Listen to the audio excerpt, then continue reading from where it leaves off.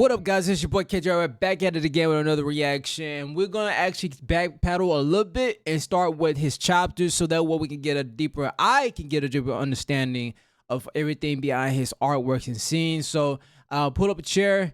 You're probably already sitting down.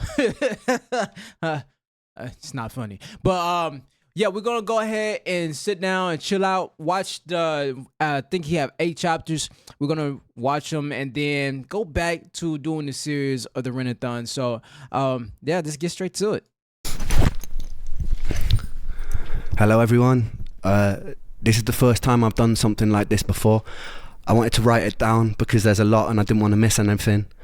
And some parts of this might be a little bit uncomfortable to listen to, but I wanted to stay as true as possible to the story, not miss anything, for the sake of people. I really hope I don't cry, man. Who might be going through something similar, or for the sake of people who don't, but want to help understand a little bit more.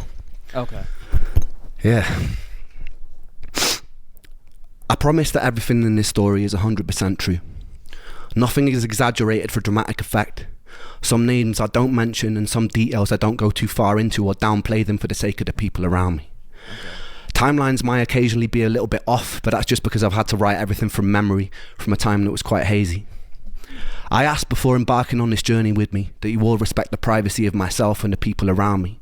You might be compelled to reach out to some of the people that I mention, cast judgment, praise them, criticize them, and I ask you kindly not to. It's my choice to be in the public eye, and it's mine alone. Respect, respect, respect. This is the first time my story is on the public record in a concise way. Being in the public eye is strange. The more that I give to you, the less that I get to keep for myself. I don't find the experience of sharing particularly enjoyable. I don't so much like the questions that follow. And I'm not a medical expert, so I don't like to be seen as somebody with all the answers, because I don't have them. And because of the empathy that I feel, I'm compelled to try and help as many people as possible. But the last time I opened myself up to this on a one-on-one basis, I was surrounded by a lot of death. And there simply weren't enough hours in the day. So I ask you, if you need support, please reach out to a professional or use my music as your companion. I share my story in hopes that somebody who needs it finds it. As I'm like that, he does mention that where he tells people, hey, you know, I'm just a example of someone who's trying to inspire and you know, in a way of the situations that I'm experiencing, and that I'm sharing light about what I've gone through, in hopes that empowers other people to keep going, but to go and seek help, professional help, alone, because just with my stuff is not just going to probably just help out. Like, you gotta get some professional help. So I'm glad that he shares that. That it provides hope, that it might ease the suffering for the people like me. Yeah. I like my solitude, so I ask that anyone who respects the work I make and respects my contribution to the world to respect my solitude. A lot happened in my teenage years, and I didn't live the most normal of lives, but I'll save that story for another time. The important thing to contextualize this story is that I was full of life. I was full of a burning desire to change the world. The flaws in how we interact seemed obvious to me. I believed in people's power to change the unnecessary suffering we inflict upon ourselves. I was also enamored with music. Music is the closest thing to God that I have. It's a gateway to the unexplainable, and it's a way of communicating the inexpressible. There's just one moment that I want to share with you from the years before I got sick. I was 17 and I felt indestructible. I'm not sure why, but my whole life I had this feeling inside myself that I was meant to do something important, not for myself, not for praise, not for personal gain, but something that would change the world for the better. It's hard to describe it without coming across like an egomaniac or having some sort of God complex, but I felt like I had some sort of divine purpose. And I remember feeling this so strongly that one afternoon after school, I stood in the center of my bedroom and I spoke loud into an empty void. I said that I would single-handedly take on and defeat the forces of evil, and I welcomed them to try their best. Throughout the years, that memory stuck with me, taunting me sometimes. Flash forward to 2019. I remember the first day I knew something was wrong very well. I woke up in an unfamiliar room in Cardiff, feeling like a raven had perched itself upon my heart. Every time my heart beat, it's like some part of me was aware of the foreboding death sentence that was to come. Some sort of primal instinctive dread.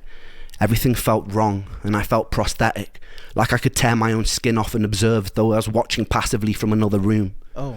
The night before, I'd been in Cardiff visiting friends in university. It was the end of summer, we'd gone out to a few bars. I wasn't really enjoying myself. That year I'd been struggling with social anxiety, perhaps from years of abusing my brain with a whole pick and mix and selection of party drugs. Engaging with society felt like stepping into the ring with a heavyweight champion. Every single fucking question felt like an oncoming haymaker I had to socially navigate because of my very limited toolkit of charisma at the time. I don't know why I cared about being liked so much, but the more I cared, the less equipped I became to have a simple human conversation. I used to deal with this by getting fucking hammered. That night was no exception. I got smashed, lost my phone, and woke up in a strange apartment. In the bed opposite mine was a snoring rugby player and his girlfriend. Everything just seemed off, and it wasn't a hangover. My first thought was I'd been spiked. I quietly gathered all my belongings and left before anyone could wake up and punch me with a conversation.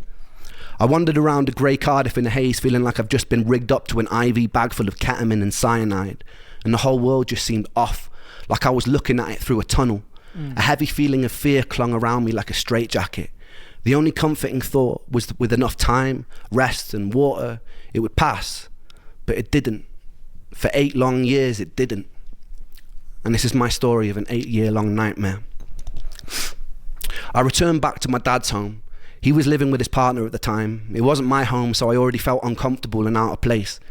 These unusual symptoms persisted. I figured I'd caught some sort of virus and I'd get better with time. But by the end of the week, things were a lot worse. I took myself to the doctor and he said he thought it sounded viral, that if I went home and got enough rest, it would eventually pass. And it didn't. For 8 years, it didn't. I returned for my second year of university. My brain was full of fog and my body felt poisoned. There were intermittent days where I felt like a hollow suit of skin. I'd sit in lectures unable to focus and was devoid of any sort of personality. I'd be able to have basic conversations, yeses and nos, but I was stripped of the ability to think spontaneously. It's like my body was taking up so much processing power being sick that I could not. Okay, whoa.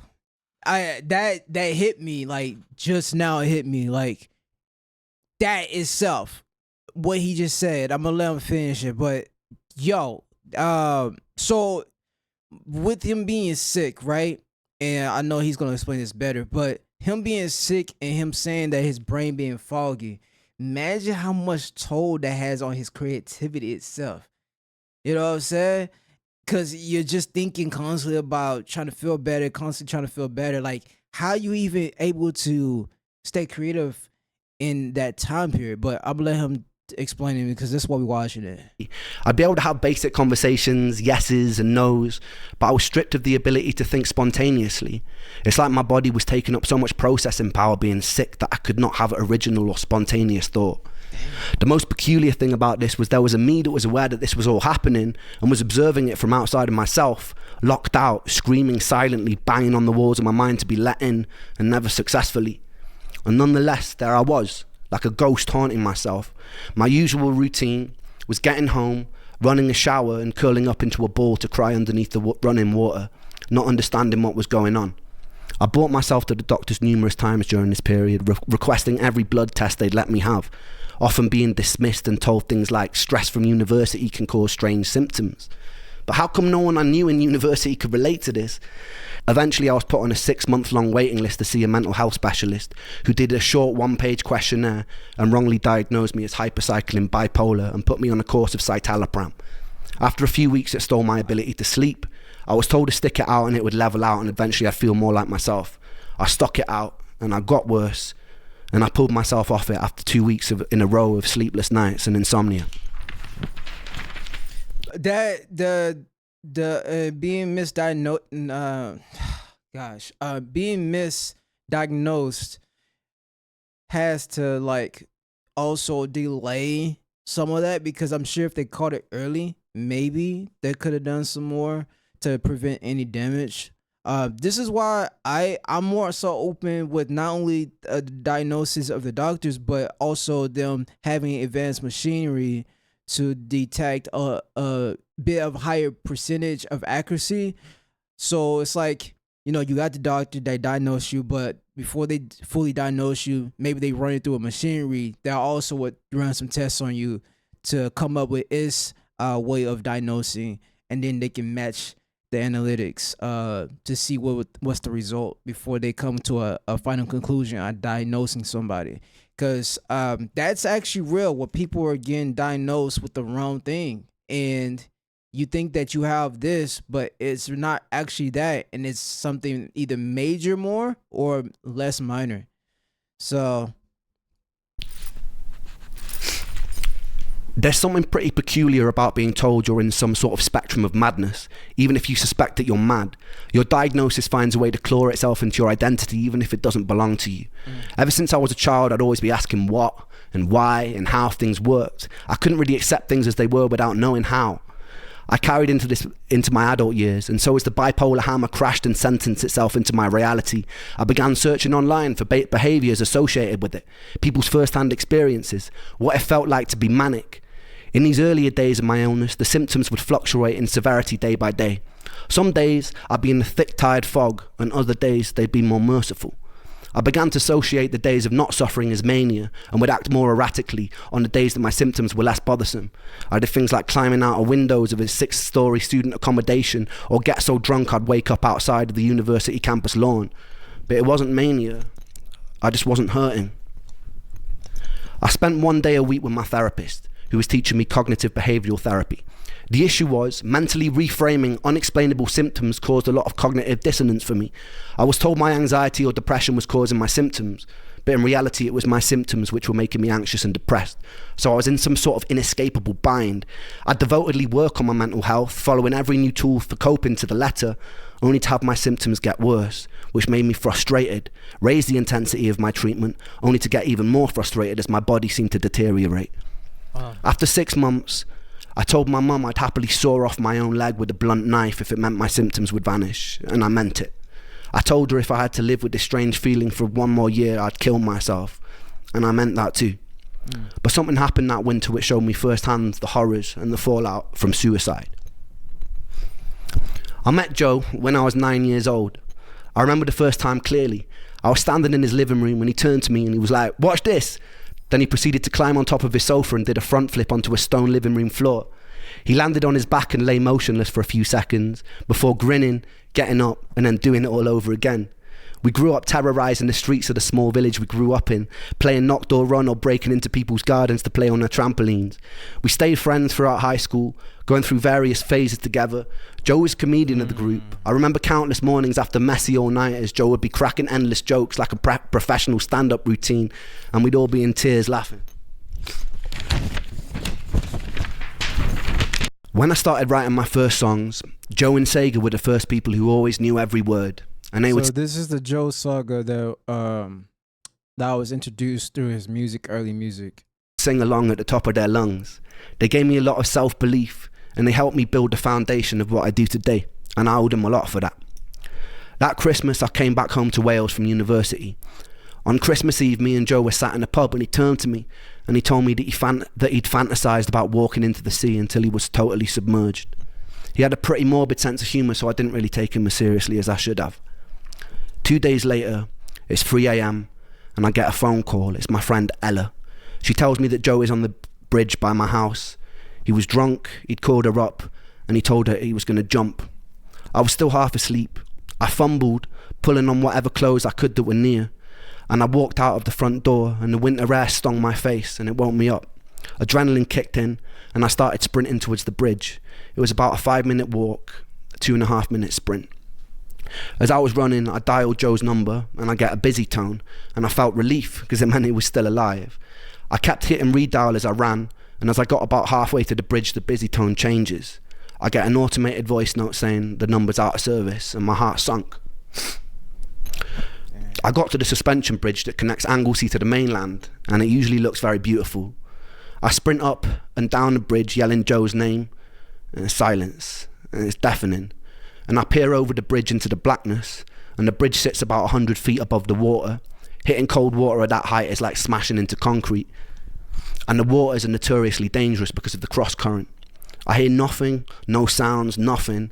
I run up and down the bridge about 2 times before I spot a figure at the end of it, and my heart jumps into my throat, and I run towards the figure, and it's my friend Ricky who's had the same call, and we both run around up and down the bridge and around the surrounding area looking for Joe. More of his friends eventually arrive, and there's nothing. I was about a minute too late.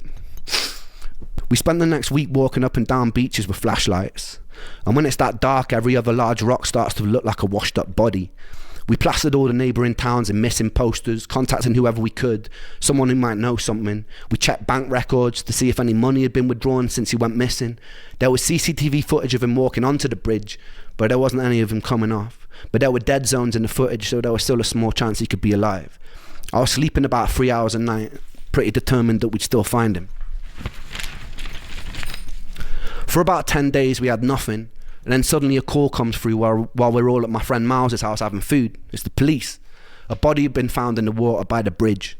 We piled into my friend's car. I remember being in the back seat in floods of tears, repetitively punching the back of the passenger seat as we drove to the scene.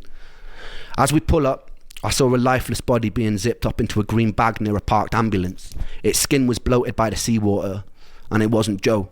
Someone else decided to jump that day. Joe was never found. It's difficult to truly let go when you can't say goodbye. For months following, I held on to this fantasy that we'd get a call that he'd run away to some European town and he was happy and he was healthy. But that call never came. The time during his inquest was also around the time I was struggling with the side effects of a new antidepressant. I remember sitting in the courtroom feeling like I was listening to the whole thing deep underwater. The judge felt the circumstances surrounding Joe's death didn't mean The judge felt that the circumstances surrounding Joe's death meant that the verdict was left open. It kind of stung even more to not have an official ruling of suicide. Now, I'm not saying too much because I'm really paying attention, and out of respect of this man telling his story, which he didn't have to really sit here and do these chapters, but the fact that he's doing them, I'm really just watching it, and I figure while I'm doing it, just let you guys watch it with me. It's a pretty much chill type thing. But I really honestly wanted to kind of get more insight and understand him and his story as I go through and listen to his music. So I'm just being respectful and just listening, because I could sit here and talk all day and try to entertain or whatever the case might be and think that that's going to be the matter of this video, but it's really not. It's really like, I'm really trying to sit down, listen, hear him out, and hear the details to understand fully the story. So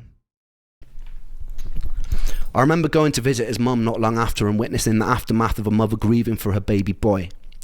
The silence of his father, the tears of his mother. I decided that day that I'd have to wait until my illness killed me because I couldn't do it by choice. I couldn't put my family through that. Over the next 10 years, I returned to my hometown, only a handful of times following Joe's death. My last visit was in the summer of last year. I reconnected with Joe's parents and showed them a song that I'd written, simply entitled For Joe. We cried together, reminisced together, joked, and I'm proud to say that I gave Joe's mum enough money to afford a caravan she told me she'd been saving up for. That felt pretty good. We'd also do a fundraiser for the Royal National Lifeboat Institution, who were integral for searching for Joe during that time, and we raised a pretty good amount of money too. Being able to give back in whatever small way I could felt good, and it felt right for all the years Joe had made us all laugh till it hurt.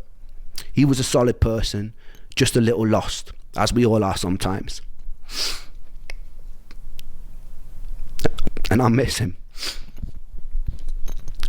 Life was about to take an even more unusual turn, and I was about to meet the first angel of this story. So stay tuned for that.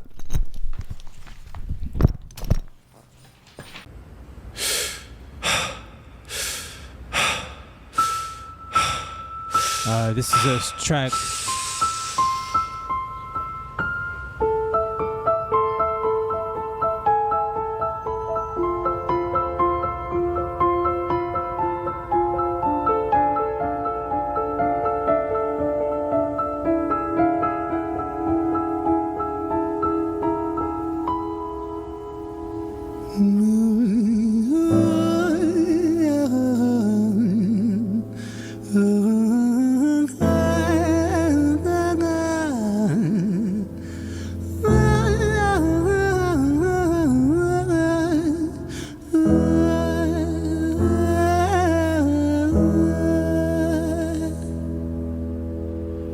It's hard to take off from the ground when your wings are cut. Your stomach burns when you're drinking from an empty cup.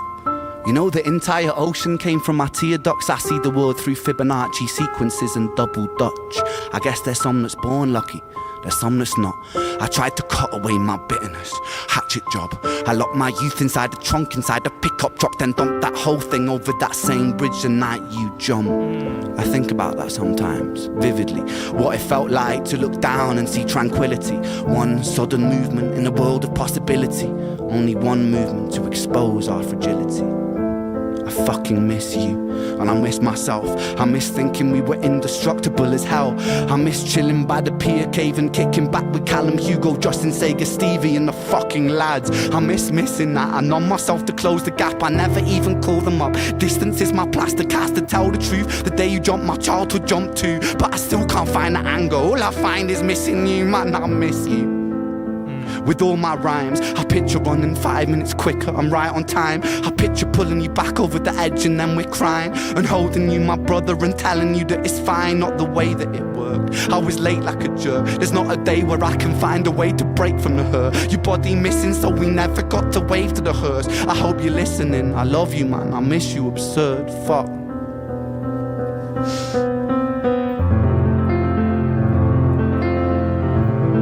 I didn't even know he plays piano. The emotion that he's putting in these chords and keys. Oh my gosh. I mean, wow.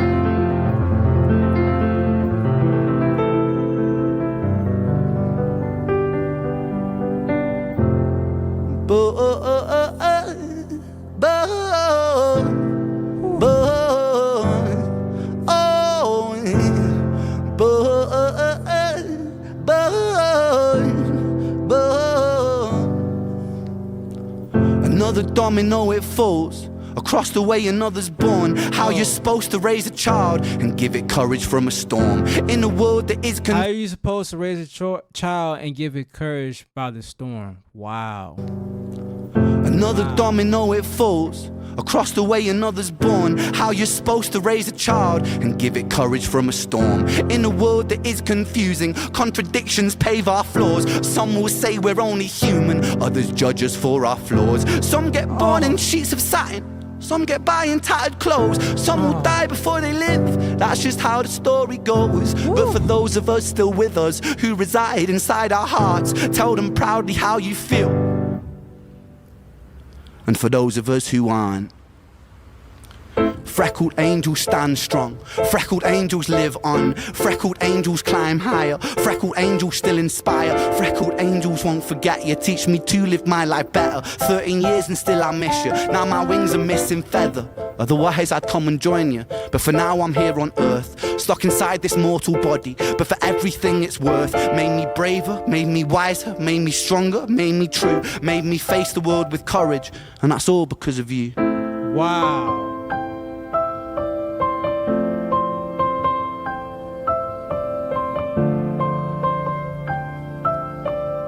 There go that track.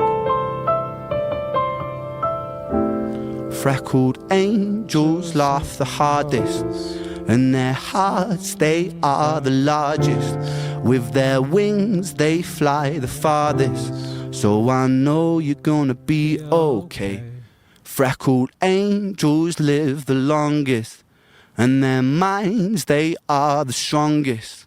Oh, their friends, they are the fondest. So I know you're gonna be okay. Wow. Wow. Wow. Wow. That chapter 1 is that's a real nice introductory to understand more so how much his friend that he lost meant, the story behind it, understanding how the song got inspired, even from him being sick and what caused it. I've